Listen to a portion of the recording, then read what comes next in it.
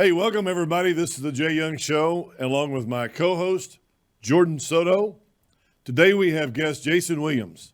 Jason's the head coach at TCU Volleyball. For those of you who do not know, my daughter, Michaela, my daughter with Michelle, daughter, Michaela, is a freshman volleyball player at TCU. I've known Jason for several years, and, the podcast is not only about oil and gas. It's also about opportunity for us to meet different people in different areas. One of my favorite classes in school when I was in 8th grade was a class called occupational orientation, where we would go out and different careers and different people and learn what they do. What I do, take it to another level with the show, is I talk about very, very, very successful people like Coach Jason Williams, but we also talk about struggles, challenges. I want to learn and educate. That's what Jordan and I are here to do today. Jordan, how are you doing today? I'm doing fantastic. We're Good. here to just help give a little bit of insight. And are you ready to help some people today, Jay? Hey, I am ready to go, man. I'm ready to go. What does it take to be a coach? What does it take to be a successful coach? Right. And I think that there's so many leadership qualities that don't just come from the coaching, but then is kind of built in the team, and bringing that camaraderie and bringing those leadership skills together is really, really important. And that is why we have Jason here with us today. Thank you so much for being on the show, Jason. Yeah, thanks so much for having me. Just feel blessed. You've been making waves here lately. I mean, we're top 25. I say we because I'm consider myself a horned frog, and but in the top 25 for the first time ever in TCU history, you've taken TCU volleyball from where we were a couple of years ago to top 25. Your leadership has taken. We also have 2 NCAA back-to-back appearances. And you have players like Melanie Parra, first ever back-to-back AVCA National Player of the Week honors in Division I. First ever, back-to-back, and also just new heights. So let's dive in a little bit and talk about your coaching staff and what did it take to be successful? Talk about first time in TCU history. What does the program mean to you, Jason? Tell us a bit about yourself and where you came from in the volleyball world.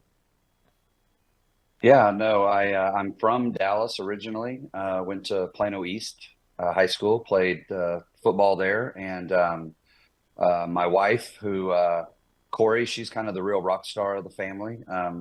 Probably before I got to TCU, I always had to introduce myself as Corey's husband, but.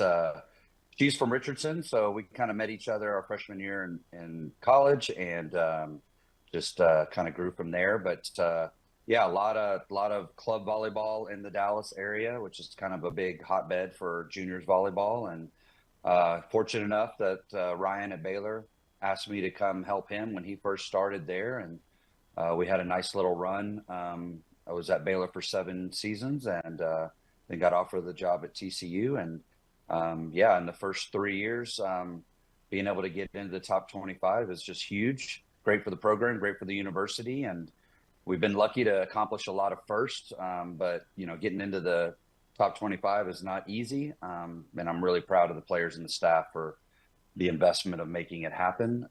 But staying ranked is that's going to be a challenge in itself for sure. Yeah, I bet. And when you're looking at the program itself and the transformation that you've done, I've always thought that volleyball hasn't really gotten the eyeballs nor the credit that it deserves. It's a super fun game to watch, and you can keep up with it. It's not too difficult to understand, but it is a tough sport. So when you're looking at breaking those attendance records and then getting the eyeballs and then advancing in the NCAA tournament, what's been that secret sauce to the success, in your opinion? Yeah, I do think there are some secret sauces out there. I obviously can't share all of them because come on, people are gonna watch. Yeah. But no, it's just, I think for me, it starts with just that belief, right? You got to get Right. full buy-in. If your staff and your players just don't believe in what you're trying to do as a leader, then you're just kind of turning the wheel the whole time. So, Right. just getting everybody bought in, creating high standards, just the high standards in a sport, I think, is what separates the great coaches. I truly believe you rise to your standards or you fall to what you tolerate. And so for me, I just, in a nice way, I try not to tolerate too much, and when you get players who want similar interests as you and want to be in the top 25, want to go to the Sweet 16 and beyond, then it gets a lot easier. Wow. So your coaching staff doesn't tell you a lot of excuses, I guess. There's not a lot of excuses being said in the locker room. Yeah, we don't like excuses, but my coaching staff, they tell me a lot of stuff. Honestly, that if you want a secret sauce, that's probably the big one. Is best advice I ever got was just hire people better and smarter than you for your staff, and you'll be okay. Yeah, yeah, unbelievable. Hey, so I want to shout out to Corey real quick because you said your wife's a rock star, and let's talk about that. Or just she played volleyball at Baylor. She was a setter, and she was the first person that was inducted into the Baylor Volleyball Hall of Fame. Is that correct? Yeah, the first volleyball player. Obviously, some football players and before, but yeah, first volleyball player. And yeah, she I think bragging on her, she had 18 records when she graduated. A lot of those still hold today, and yeah, she was a force and a lefty setter who attacked all the time. Wow. So she broke records as a hitter, blocker, and as a setter. Wow, unbelievable. And I wanted to make sure that everybody understood that. When you said she was a rock star, I wanted to make sure everybody understood, hey, why is she a rock star? Right. Maybe she's on a commercial. That commercial? No, just kidding. Anyway, so let's talk about Melanie Parra for a second. I mean, she, back to back Division I Player of the Week. I mean, she is phenomenal to watch. What makes her such a special player? What is it that she did or does or what happened? I mean, where did she come from? I mean, how do you continue to keep her motivated? Yeah, so I mean, she was a great player at a young age. She's from Mexico, played senior national team at like 15. So I think that international experience really helps her. She transferred in from Texas, so just an amazing get for us. But she just understands the game so well. So we have to. Well, I shouldn't say we have to. We get to use Melanie as a model and practice a lot. So it's like, hey, why don't you do your footwork like Melanie does? Why don't you keep the ball in front of you like Melanie does? And so she's just a really good model and being just a great player. And her secret is her vision is so good, like so elite. She sees the game really well. She reads the game well. And then as an attacker, she keeps the ball way out in front of her so she can see the blockers, she can see the defenders, and then she just has a good little whip of an arm and able to get kills. Wow, unbelievable. So I always think that's so fun yeah, to go watch ahead. the Jordan. spikes down. You're like, oh my gosh, it's so fast. I just played sand volleyball the other day and I was, and it's just for fun. But whenever those balls, like even at just a small, like a slower speed are coming at you, you just are wincing a little bit. And I just can't imagine with those. I mean, it's so fast, so hard, such a like fun game. When you're looking at those different players and their strengths and their, challenges and opportunities and things like that, I feel like your experience is shaped uniquely with each of those players. How did your experience at Baylor, where you coached Olympian Avery Skinner, National Player of the Year? I hope I don't mess up this name. Yeah, Yosiana? Yasiana. And then others. How has that influenced your coaching style with all of these different high-performing players who have opportunities, challenges, and strengths? Yeah, no, it's a great question. I'll forever be grateful for my time at Baylor. I still have a special place in my heart there for Ryan's mentorship and just the opportunity he gave me. But yeah, when you have the opportunity to coach elite players like Avery and Yasi, Shelly Fanning was another one. She's playing in the new pro league here in the States. They just from a philosophy standpoint, it almost validates some things that you've wanted to do with the game and kind of with my system, but maybe didn't have the athletes or the talent to be able to do it. So with an Avery, obviously had an amazing run at the Olympics this year. She's very much like a Melanie, just really, really good at everything, but a lot of power. Like Melanie hits the ball hard, but Avery hits the ball harder, and just to be able to almost talk to them like professionals and train them like pros and have really higher level conversations with them as opposed to, at the junior level and then even underclassmen in college. It is truly a lot of teaching. It's a lot of like, hey, you don't know what you don't know yet, and when you have the opportunity to coach professional type players, it just really gets a little bit easier, and it's just more fun. Like you said, the game is super fast paced, a lot of power, a lot of fun. So when you have players like Avery and Yasi, the game is just easy. I just sit there and clap when we do good things on the sideline. Wow. Well, you transition from being Baylor's, associate coach, and then you're chosen to go to TCU as the head volleyball coach. What's the challenge, or I guess some of the learning that you learned at Baylor to get you to that next level, and what were some of the challenges? Yeah, no, another great question. I think being able to learn under Ryan, I saw a lot of the challenges. I saw a lot of the good, and we in 2018, I got asked to interview for a few head positions, and to be honest with you, at that time, I don't think I was ready to make that transition. So after that, which in 2019 was our Final Four run, I really just started focusing on like what it was going to take to be a head coach. So honestly, when I made the transition to TCU, I felt really prepared because I'd put the time in. Ryan had brought me along his side in some meetings, even with the AD, and just allowed me to understand a little more of the CEO part of running a program.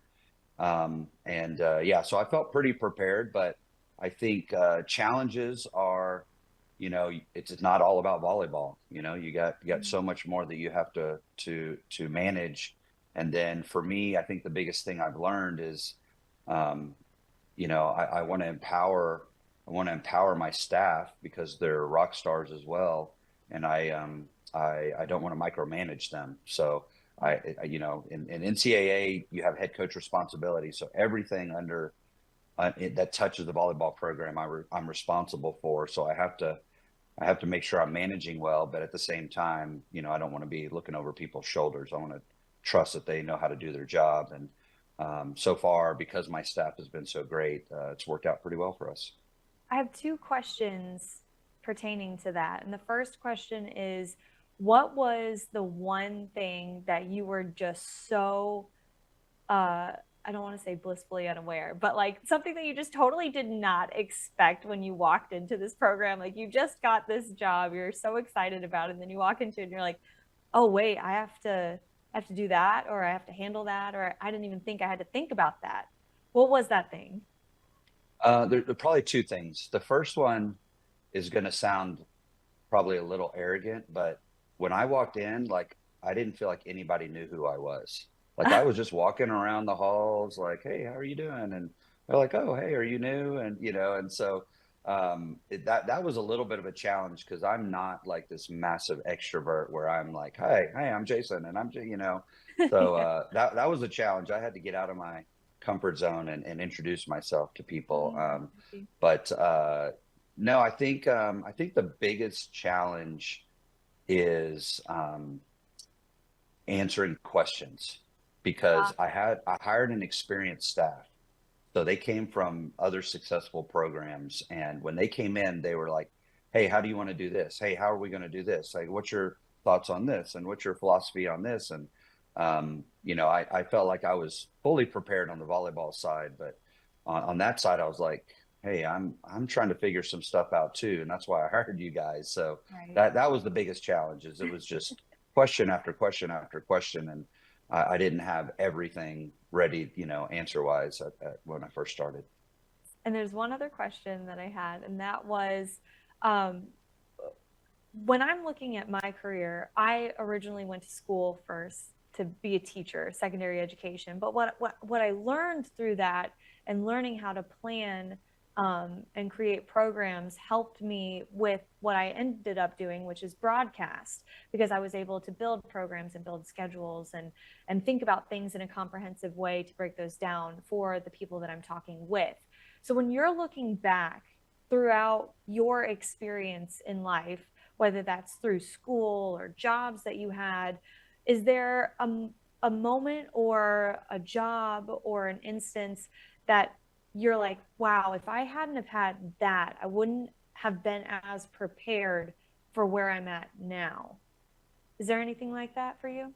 I think a little bit. Yeah. I think the number one answer is just failures, right? Like, I've just been through my share of failures, and I consider myself a learner. So every time I fail, I learn something new, whether it's about myself or about maybe choices that I've made. And when I was in Dallas, when I was coaching club, I had my own small little decorating business, and I was a business management, degree. And I think just anybody who's tried to run a small business knows the challenges that are there. So I think because of that and some of the good and the bad that comes with running a small business, I think I just learned like, hey, these are the things I need to think about, and even though I think the volleyball program is not a small business, it's probably medium size. Um, I think I step back and I ask the questions before reacting too quickly. And I think that's helped me reduce the amount of failures and bad decisions. And again, like I said, I think my staff keeps me in check. So they pull me back when I start going astray a little bit. Hey, so you coach Callie, your daughter. You're at Baylor. You coached her there, and then you brought her. She played last year. What were some of the? I mean, we saw last weekend. We saw Alice, against her mom. She's a defensive player for us. Alice is, and then she played against her mom, who's the head coach at Rice, and TCU Rice played each other, and I don't say, of course, TCU won, but TCU won, Mm-hmm. and which is good because you have a mom coach and a daughter on another team. But with Callie, she was on your team. How is that? How is that coaching your daughter and relationship and that whole? I mean, I guess there's a mutual respect for each other and what needs to happen. Yeah, no, another good question. Yeah, like so I think it all started with Corey, my wife, coached her all through juniors. So I only coached her 1 year in juniors, and that was kind of by design, to try to keep that relationship good, and to keep that coach daughter, like you see it all the time, coach son or daughter relationship. Sometimes it's great, a lot of times it's not awesome because just the perception of preferential treatment or just playing time, like that always comes into play. So we just tried to avoid that as much as possible. But first of all, it's just been so special for me and my wife to just have a daughter able to play at this level. And then just fortunate enough that she got to play for me 3 years at Baylor, my first year at TCU. She actually started her first 2 years at Tennessee and then transferred to Baylor. So I think we do have a high level of trust. I think she trusts I know what I'm doing, and we kind of have a very transparent relationship, So I'm able to just kind of speak honestly with her on and off the court, and I think that helped us on the court. But at Baylor, I was able to just give her space, and just like, hey, if you need me, I'm here. I was training setters. I'm like, hey, I'm going to train you, but this is your time to just kind of figure things out. And she left Tennessee for a reason, and so I wanted to make sure she was happy when she came to Waco. And then I just didn't treat her any different. Like I just consciously was like, I can't stay or do things around her that I wouldn't do with anybody else on the team. And I think the respect it wasn't only between us, but it was also, I think we had a high level of respect from the players and the staff that they recognized that. And then just so fortunate she was able to come out of retirement basically and play her 6th year for me. She basically had 2 redshirt years, and she just came in and helped us create some of those high standards. And she's obviously an amazing player, and she was able to be first team all Big 12 that year and help us get to the second round of the tournament in year 1. Yeah, that was really, really a lot of fun, and great to see her excel, which she did, and also with you as a coach. So that's really good. Any specific? I mean, you've gone against some of the biggest teams. What's the record now? What was 7-2? 8-2, 8-2 right now. 8-2. Yeah, and I think I've been at every one of those games. But I mean, the only 2 losses you have are against Wisconsin and Minnesota, right? Nebraska. Nebraska. That's right. We were there at Nebraska. Boy, what a great place that was. People, that stadium, that arena is incredibly packed. I mean, Nebraska, we're sitting next to somebody, and they said, oh, yeah. I said, well, we come to every home Nebraska volleyball game. We have to drive 250 miles. We drive 250 miles. We go to the game, and then we drive back home. Not a lot of things to do in Nebraska, but, hey, there are some dedicated fans for sure. What do you guys do, or what's behind the scenes on, fan attendance, getting them involved? I know winning is probably the biggest way to get fans to the arena, but what else is there that you can kind of share with us on how do you get more fans there? How do you get more fans, to the arena and also engaged? Yeah, for sure. We have a good team, our extended staff, marketing, communications, but to be honest with you, if you win, they will come. That's how it works, right? You just start winning matches, you get ranked, the community starts getting a little more interested, right? And kind of like Jordan said, volleyball is a fun, fast-paced sport. It's one of those, I kind of joke with people like, a lot of non-volleyball fans, when they think volleyball, they think like YMCA, junior high volleyball. Everybody goes crazy when the ball goes over the net for the first time, and first overhand serve, and you watch it at a low level when they're starting out. Like it is a little tough to watch at times, but as you get into NCAA and you start watching pro volleyball, it's just dynamic, and it shows off the athleticism of the girls, and just people flying out of the back row, and the power.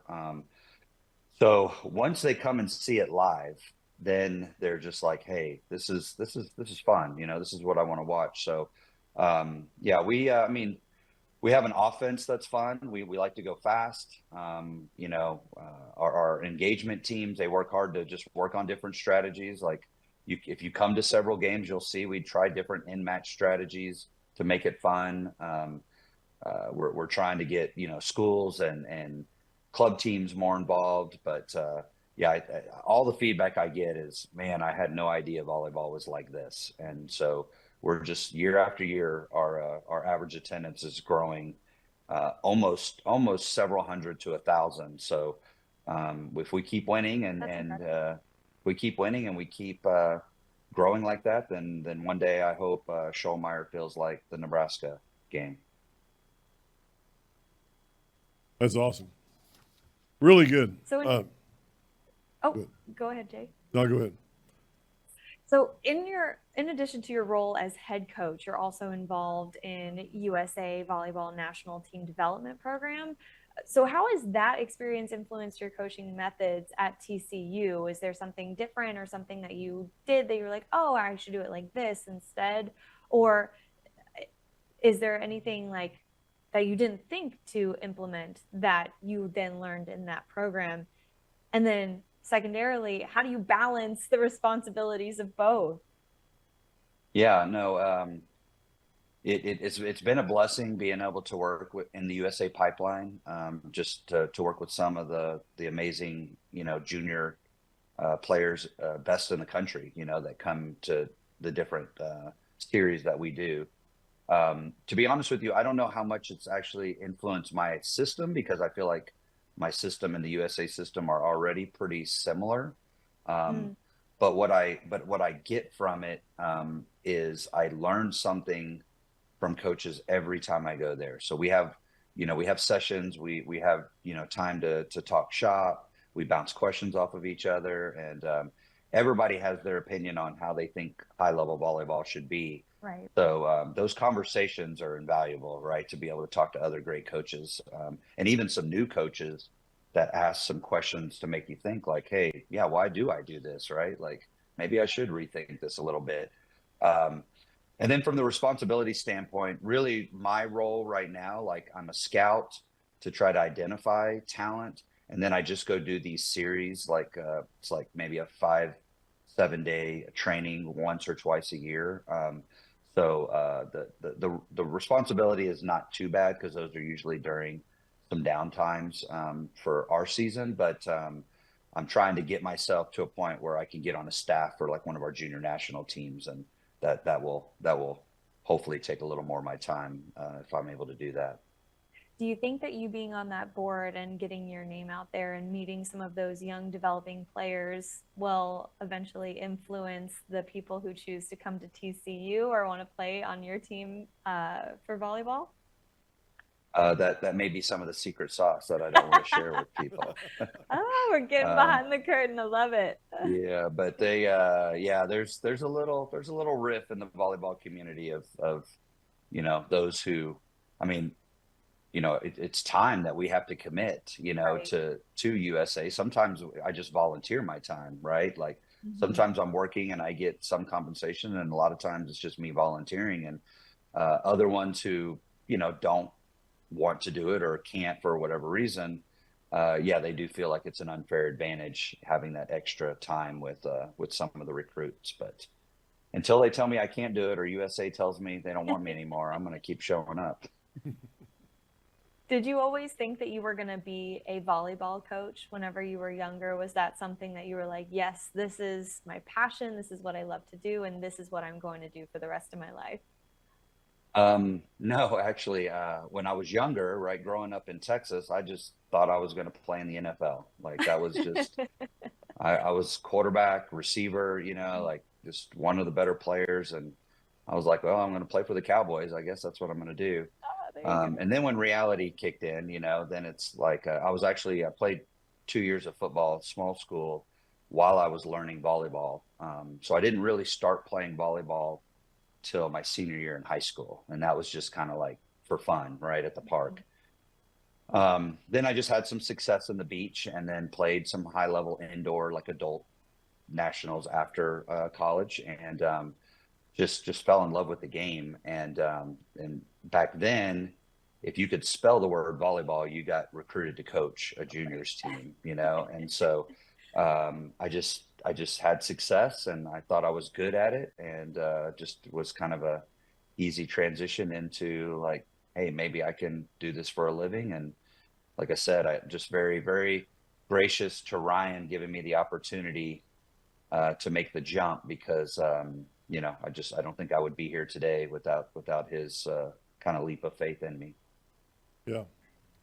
That was a good question about the coach. That's kind of what I was thinking about. What transpired? What transition? What is it that you go, oh yeah, I want to be a volleyball coach?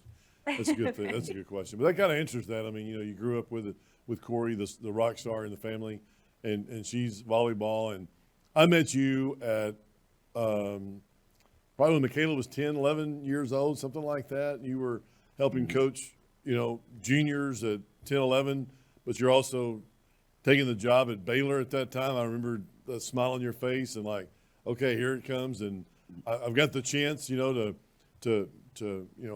enjoy a good career. So that's really good. All right, let's talk a little bit about the elephant in the room, because I hear there's something about NIL and money. There's something about all this money stuff, and I don't know how much you want to go into. I don't know how much is set in stone yet. There's probably not a lot of things that are definite. There's a lawsuit out there. Can you just kind of talk about that, or do you want to talk about that? You don't have to. I'm just. Yeah, no, I think it's a very interesting subject to talk about. Probably could have its own podcast on, by itself. But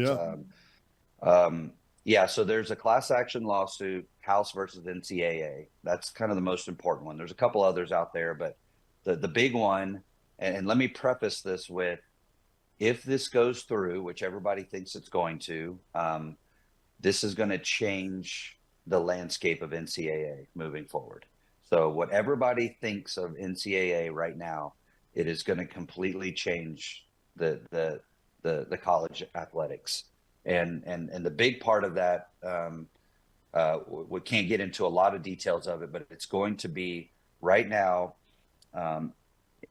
NCAA college athletics is a nonprofit model. Mm-hmm. So, basic nonprofit model from a tax standpoint, right, is we have a budget, we have money, we spend that money. If we save money, great, it goes back into the program, but we're not looking to make a profit, right? So right now, like at TCU, I'm able to take really good care of the players, and because we have a nice budget, right? That's just kind of how it's worked out. Well, moving forward, it's going to change to a for-profit model, which, for those, again, who've run businesses, things change, right? There's cost containment that has to happen then, right? We don't have these massive budgets because we just have the money sitting there. We gotta save money now. And the big part of this lawsuit is really it's four things. Four things are happening.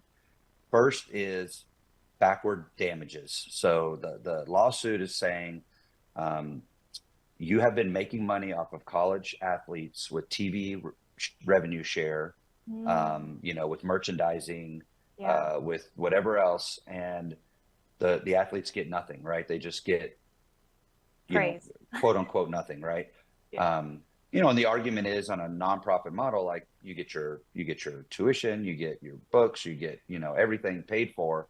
But to their defense, right? Like, hey, we're making the school millions and millions of dollars, and we're limited in what we are able to get. So they're looking for backward damages, which has been agreed upon.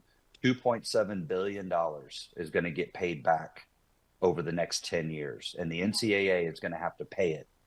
The negative to that is NCAA is not sitting on $2.7 billion to pay that back. So what they're going to do is they're going to take TV share away from the Power Four conference schools to make up for that over the next 10 years. So I'm just throwing this number out, but just say a TCU gets $1 million a year from football TV, revenue. We don't get that anymore. So every school is going to lose millions of dollars every year that they were counting on for revenue share from TV. The second thing is NIL rights. So the players want more rights when it comes to NIL, not so much regulation. So that's a piece in there. They want a piece of the TV revenue share moving forward, which I think is around 20% is what they've agreed upon, 22%, something like that. So 20% of $30 million that the SEC gets, it might be more than that, $40 million. 20% of that is going to go back to athletes now. All of the athletes on the team, or just specific ones that are making the people want to watch? Right. Well, that's a great question. That's so in reality, most of the money is going to go to football and men's basketball, right? So there's going to be a percentage scale. Football is going to get a lot of it because football is who generates most of the revenue, Yeah. and men's basketball as well. And then it'll be up to the universities to distribute how they want to distribute it. So So, that's the gray area right now. yeah, that's really interesting because, just before we hopped onto the show, that was one of the things that we had discussed was whenever, a few years ago, I was a big Alabama fan because I was living in Pensacola area. Everyone was watching it. And so when you see top players, it was FSU, Alabama, and the like, right? But you saw Tua, you saw Jalen Hurts, and you saw, blah, blah, blah, all these people that were so fun to watch. And then you have big watch parties, more eyeballs, more revenue, and things like that. But yeah, whenever I was reading through this, it was a little unclear. And like you said, that's a little bit of that gray area. Because while the whole team obviously has to come together in order for these plays to happen, it's really that sauce of the cool plays that you are like, oh, wait, hold on, I want to buy that jersey. And so that's why in my head, I was like, okay, if they're back paying, are they like going back and looking at how many jerseys of a specific person people bought, or of different programs, or how are they going to divvy that up? And I'm not expecting you to know the answer, but that's one of those things that I was thinking about, because I was also a college athlete, and I was a cheerleader. Well, it's not like you're a part of the football team, but is cheerleading included in the football program, or is it a separate thing? And then when you're looking at like swim and dive teams, which I was on the first swim and dive team for University of West Florida, that doesn't really get a lot of eyeballs. It's getting more popular, especially thanks to like Michael Phelps way back in the day, but it's nowhere near where those top sports are. And so when you're looking back through those things, you're like, there's a lot of things to work out, and it's a little bit of the Wild West and figuring all of those things out. But I am happy that the players are getting that recognition monetarily. It seems that it's going in that direction, which I believe would be a positive thing. But then the pressure is on. Get the eyeballs, get the attention, get the fans, which you're doing a great job of, by the way. Yeah, and to really clarify, I can clarify a couple of things with that. From what I've heard from the different conferences, the new revenue share moving forward are going to be for revenue generating sports. So sports that are part of a TV contract are considered revenue generating. So that's a very small number, right? You go to ESPN app and you can see the sports that are on there that have contracts. A lot of things are out there. A lot of sports are out there to be able to watch on ESPN, but only certain sports are in the contract. So I think that's where the revenue share is going to be. The negative piece of this are the Olympic sports that are not revenue share. It's going to be, how does that affect them moving forward, right? So if all the money's going to just say 15 revenue share sports, what are the other 20, 25 sports? What are they going to have to sacrifice to make this happen? And then the last piece of this lawsuit that has forced NCAA to make a change is roster limits. So every sport starting next year in the fall are going to be restricted in their roster limit. And it's for most of them, it's a lot less. So now what does that mean for those athletes that are, say for volleyball, it's 18. So a lot of programs have 20, 21, 22 players on a roster. So what does that mean for those last 3, 4, 5 players? Number one, you have to get to 18. Like I have to get to 18 in the fall. So if I've already committed incoming freshmen to get me over 18, now I've got some decisions I have to make, right? Does somebody off the current roster have to be dropped, or do I have to tell an incoming freshman, sorry, we don't have a roster spot for you moving forward? So that's going to cause, it is causing grief for a lot of coaches that I've been talking to. Football goes down to 105, and a lot of football programs carry like 130, 125 to 130. So if of all the Power Four programs, the schools, just say it's 60, right? 60-ish programs, whatever that is, times 25 football players, that's a lot of football players having to look for a new home starting in the summer there. So it's nice that the revenue share is there, but it's going to cause some backlash for sure. And it's just going to put some administration and coaches in some difficult decision-making positions. I bet. I mean, especially, I heard that, I think you told me the stat was like 60% of people choose a school based on their winning or their sports program. Mm-hmm. It's like, hey, I want to go to University of Texas because they won back-to-back volleyball championships, or I want to go to TCU because they got a good volleyball program and I love their football, and but it's really, if you think about it, it is. I mean, athletes are a lot of the reasons why people choose to go to a school to increase. I mean, TCU is extremely expensive now. Well, I mean, you had 10 students. You had 10 students. That's about $1 million a year. I mean, it's incredible about the amount of money that's generated because of students coming in and what the program does. And if you have a great winning program, football, basketball, whatever, that does increase, students, and which means generates a lot of money. So giving back to the students and the athletes is it makes all the sense in the world. And what Jordan said was, wild, wild west. I know it's like there's this huge pot of money and you want to be fair and you don't want to just, hand an envelope out to everybody, all the athletes that walk in the door. I mean, that's the old SMU days, I guess, but different story, different time. But just handing out money, you don't want to do that. But I think it's very interesting. What do you see it if you had your, I guess if you had your choice in the volleyball program next year, let's say, what do you think is going to happen, or what? No guarantees, but what do you think is going to happen next year for volleyball, and how does that affect you, your staff, and also the players? Yeah, I think at a high level, right? A lot of the schools that, at the end of the day, it's a math issue. There's a math problem when it comes to the revenue share. Every school wants to be able to give out as much money as they can, but they have to make some sacrifices with award money. We have an Alston Award, which is an academic award that we pay players right now. If you choose to keep that reduces the amount you're allowed to give out as revenue share. Scholarships. So if you want to add new scholarships, this is probably the big thing that most people don't know is, so say volleyball, our roster is 18, we get 12 full scholarships right now.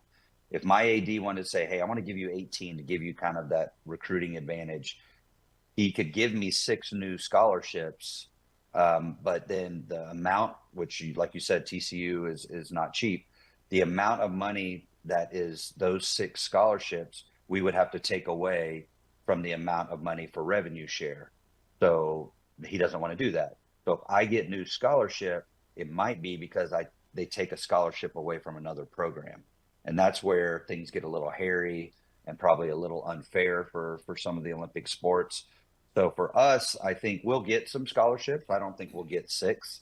I think we'll get, say 1 to 4 right away, somewhere in there. And we're part of the revenue share. So I think for us, I have an advantage because we don't have softball. So that's a female sport I don't have to share the revenue with. So it's just women's basketball, us, and soccer. So I think I hope I will have more revenue share money at my disposal than a lot of the other big volleyball programs around the country. Wow. Unbelievable. That's going to be great. It's something to look forward to. I know that it's kind of up in the air and a lot of things going on, but there's a lot of changes that could be made, which is great for college sports, because there's a lot of college kids that probably would love to play college sports. And not everybody comes in like a Melanie Parra. I mean, not everybody, comes in. So giving people a chance early in their careers with a scholarship may propel them to be a greater athlete in the future. I mean, not like I said, not everybody comes in like a Melanie Parra and can jump out of the gym and can hit it from the back row and that. So it really will help develop a lot more students, and which will make college athletics so much better. I know you got a really big day today. What's today? What's going on tonight? Yeah, first conference match against number 14 Arizona State. So first ranked matchup in Schollmeyer Arena Oh. in TCU history. So yeah, it's a big one, right?